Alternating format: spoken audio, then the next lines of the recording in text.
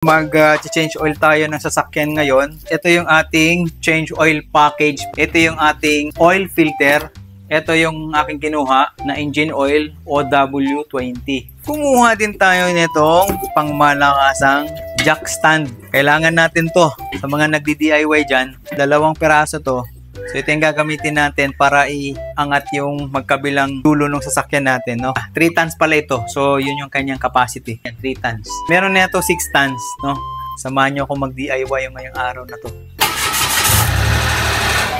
Sabi, maganda daw patakbuhin muna yung makina ng 4 to 5 minutes bago i-drain yung engine oil. Yan, after 4 minutes, patay na natin yung makina at maglagay ng bato sa gulong dahil i-jack stand natin to. Sa mga first time dyan, merong jacking point dito malapit sa gulong. Dyan nyo itatama yung jack stand. Mula nung nabili namin tong sasakyan na to, ngayon pa lang namin to na-change oil. Mga 4 months na din. Ang pagbukas pala nyan ay clockwise kung nakaharap ka sa sasakyan. Hahayaan ko munang tumulo yung engine oil at dudukutin ko muna tong oil filter. Counterclockwise ang ikot nitong oil filter para magbukas. Medyo nahirapan akong tanggalin yung oil filter kasi madulas. Kaya gumamit ako ng sandpaper. Base dun sa sinabi ng seller, magwa 1 year na itong engine oil niya kaya tama lang yung timing ko. Bago ko ilagay yung bagong oil filter, pupunasan ko muna yung bunganga niya kasi may mga tumagas na lumang langis. Pati dito sa ilalim pupunasan ko na rin para malaman ko in case magkaroon ng tagas. Counterclockwise naman yung paghihigpit na itong bolt na to. Hihigpitan ko na rin yan. Yung tamang higpit lang, wag masyadong mahigpit baka masira. Yun, all goods na ako dyan sa baba. Doon naman ako sa taas. Ilalagay na natin itong bago nating oil filter. Kumuha lang ako ng konting engine oil para pamunas dun sa bunganga ng ating oil filter. Para mabilis natin siya mailagay. Binuhusan ko na rin yan para pag tumakbo yung makina, meron na agad iikot na engine oil.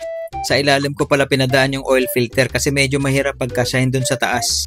Nakakapanibago pag first time pero maniwala ka, masushoot mo rin yan. Clockwise naman ang ikot niyan pag pahigpit na. Para mas mahigpitan ko, gumamit ulit ako ng sandpaper. Ito lang pala ang sikreto, hindi mo na kailangan ng special tools para dyan. Kahit hand tightening lang, basta siguraduhin mo na hindi yan maglilik. Ngayon, all goods na, ilalagay na natin yung ating engine oil. Pangatlong litro na to kaya hindi ko muna to ubusin. Maglalagay lang muna ako ng kalahati at tatansyahin ko kung tama na yung level niya. Para sigurado, bubuksan ko muna yung makina para mawala yung bubbles. Hahayaan ko lang siya nakabukas hanggang 3 to 4 minutes tapos sisilipin ko ulit. For sure, bababa pa yan. Siguraduhin nyo lang na pasok sa minimum at maximum yung level ng engine oil. Huwag lalampas or bababa kasi hindi rin maganda pag sobra at kulang. Ayun, tapos na ako at itetest drive ko naman siya. Actually, hindi ko na napakita pero nagdagdag pa ako ng engine oil para sumakto yung level niya. Actually, 2 weeks na nung na-edit ko tong video na to. So far, tumatakbo pa rin yung sasakyan ngayon ng walang problema. Ayos, salamat sa 2 item na to na itawid natin. Yun lang, sana nakatulong. Salamat!